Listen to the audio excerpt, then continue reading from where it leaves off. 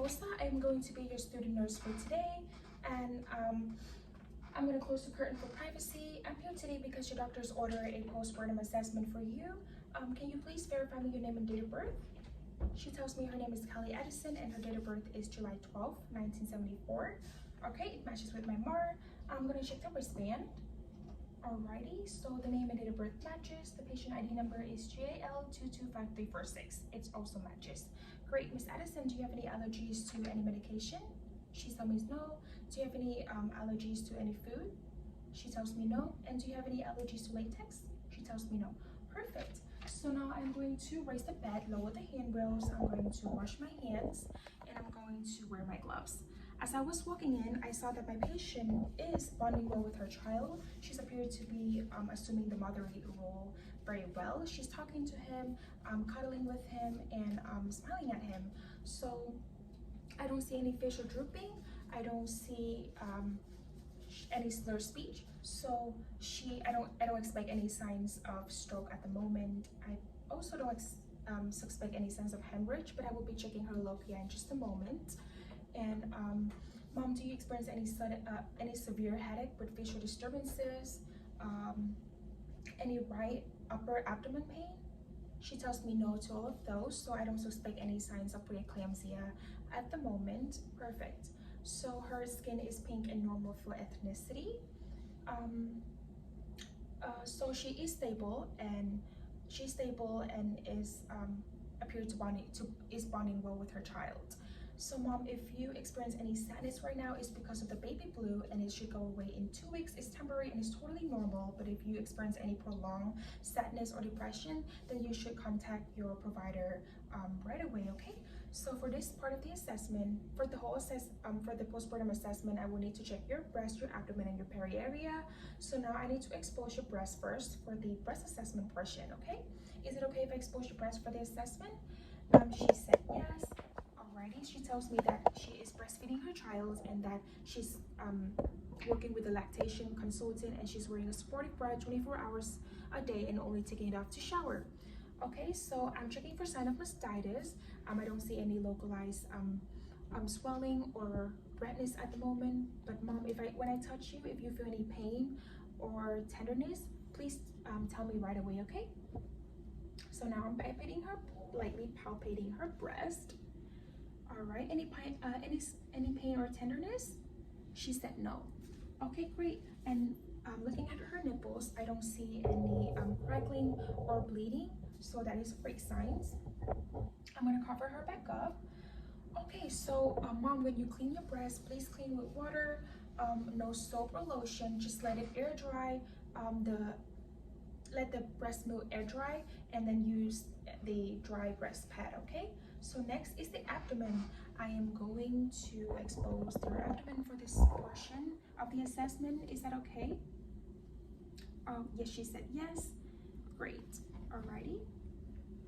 So looking at the abdomen, I see stretch mark that is normal for postpartum. Skin is normal for postpartum. No masses or bulges. That's great. I'm going to listen for bowel sounds in all 4 quadrants, starting from the left lower quadrant, and then the left lower quadrant to the left upper quadrant, to the right upper quadrant, and to the lower right quadrant. Okay.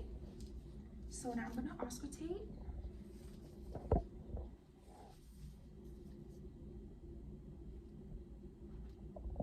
So starting from the left lower quadrant to the upper left quadrant, to the upper right quadrant, and then the lower right quadrant. All right, so I hear active bowel sound. Mom, can you tell me about your last bowel movement? Your last bowel, about the consistency and the color. She tells me that the consistency is soft formed, brown in color, and the amount is regular, and that and there's no foul odor. She also tells me that she's urinated before I came, and that she's urinating a large amount, no foul odor, no burning sensation or irregular discharge when she's urinating, no difficulty voiding as well. So that's great to hear. So now I'm done with the abdomen. I'm going to move to the peri area, checking for bladder distension, checking the pad for drainage and any signs of lochia. Okay, so I have to expose the peri portion for this. Is that okay? She said yes. Alrighty. So I'm palpating her bladder. No distension noted. Great. Now I'm checking her pad. So I see rubor lochia 2, and then I see clot, about 2 centimeters of clot, which is regular. So mom, if you no excessive drainage as well. So mom, if you see any heavier drainage or any in darker color and in heavier amounts, you should contact your provider right away. Okay? But right now it's looking okay. Alrighty, and then so now I will check your fundus, your uterus, to see if it's descending as it should. Okay, so I have my hand on the upper just above the pubic bone, and then my other hand just above the umbilicus, and now I'm moving down and checking her uterus. So I can feel her uterus right here is firm and it's midline. Okay, and now I will measure with my finger. It's about 1 finger breadth, which is 1 centimeter below the umbilicus. It's descending as normal. Okay, great. Okay, now I will be covering that. So now I have soy glove on, but I wouldn't touch my patient with soy gloves, but but for now I will have to turn my mannequin over to check for the episiotomy incision. Okay, so I'm just turning the mannequin over, checking at the incision site. So my patient has a left lateral 2nd degree episiotomy. I don't see any signs of infection such as excessive drainage, tenderness, redness, swelling, or purulent drainage. So it's well approximated and is healing well. And I'm also checking at the epidural site. I'm not touching it with my soy glove. I'm just assessing it. So there's no excessive drainage, no swelling or redness, no signs of infections. It's healing well as well. That is great. Okay, so now I will be taking my gloves off, wash my hands, okay? Alrighty, so now I will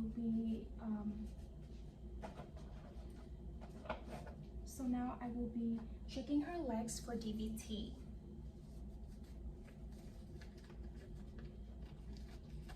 Okay.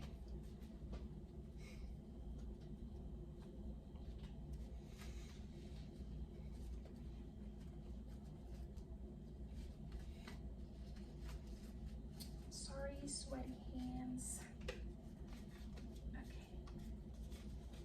All right, so I'm gonna check her popliteal pulse and then her pedal pulse. Okay. I'm gonna expose your leg for this portion. Is that okay? She said yes.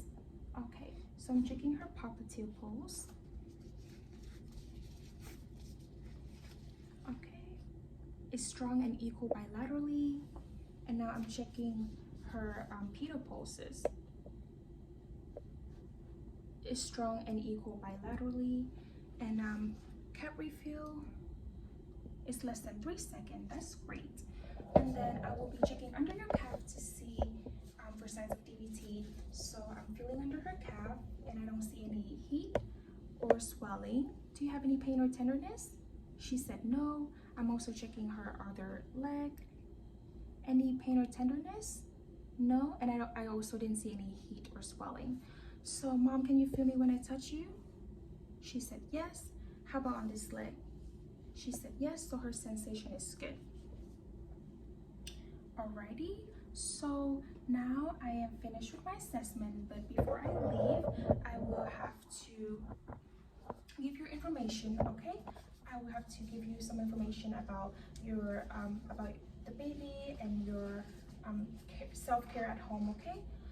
So For the baby safety, when you bring home the baby, you should place your baby in a car seat rear facing, in the back seat, and about when your baby reached the maximum height and weight, then you can turn it forward.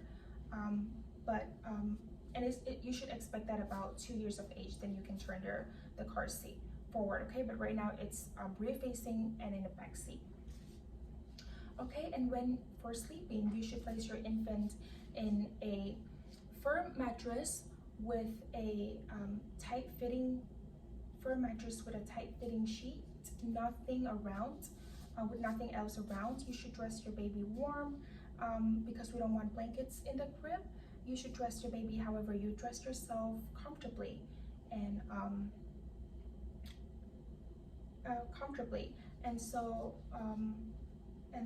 and you should have supervised tummy time for him, and so it could strengthen the neck muscle, and it teach him how to lift his head too. Okay, and next is the bulb syringe. I have it right here. I want to show you how to do it. So you should keep it next to your child's room, in case there's excessive drainage that you need to use it. So you would depress the bulb, and then you would use it the mouth first and then nose. If you intending to use for the mouth and nose, then you use the mouth first, and then you put it inside one side of the cheek first, and then move on to the other side, and then you would use it for the nose, and then you would wash it with warm soap and water. Okay, that's all. And then next, I want to talk to you about shaken baby syndrome. Now I don't ever think that anyone would shake a baby, but when the baby is crying and it's incredibly frustrating, what you want to do is place the baby in his crib, because that is the safest place for him. Walk away and call someone for help, okay? And you should say that to any caregivers and your babysitters as well. And the next thing is about your self-care. I already tell you the signs of mastitis and baby blue symptoms. So you would want to,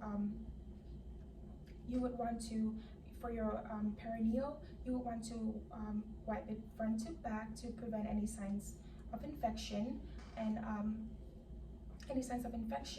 and you should use a peri bottle after you use the bathroom. Use a front to back peri pad as well. If you have any burning sensation when urinating, you should contact any irregular discharge. You should contact the provider right away. Any pain, any light, mild pain, then you can take ibuprofen, or you can try sitz bath. But more than mild pain, you should contact the provider. You should also have adequate hydration, 8 to 12 ounces of water a day. Also have adequate nutrition, extra 500 calories a day, okay? And take multivitamins as well. And then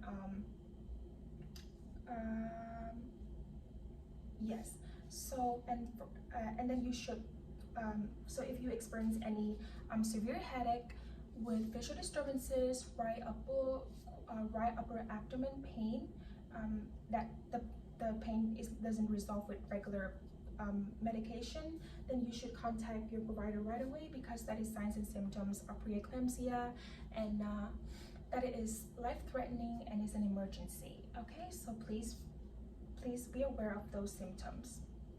For your baby, it is normal to have 6 to 8 wet diapers a day. So if he doesn't have that, it's not okay, and you should call the pediatricians.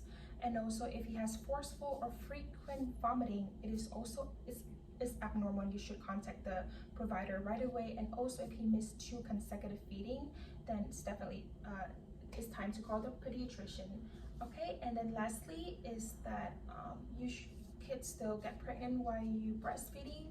So if you're planning to use any contraceptive, think about what kind of method you want to use. Okay, and please ask me if you have any further questions. I'll be happy to answer. For right now, I would lower the bed, raise the handrail, and then I would place a collar right here for you if you need me, and I will open the curtain for privacy, and now we'll wash my hand before I leave.